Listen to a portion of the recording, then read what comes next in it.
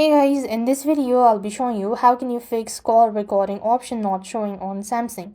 So if the call recording option is missing on your Samsung phone, all you need to do is follow this simple steps. So here what you have to do is first of all check for regional availability.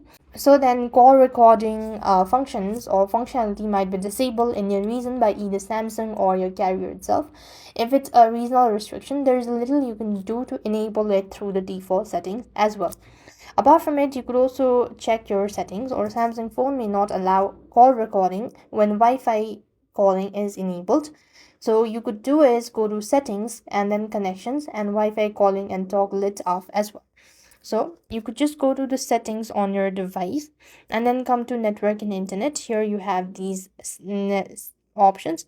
So what you could do is enable these options and that could be able to help.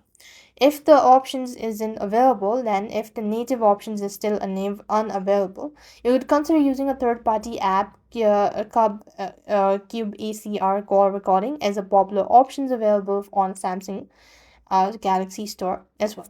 So that's all for this video. I hope the video was helpful. Make sure to like, share, and subscribe. Thank you for watching. See you in the next video.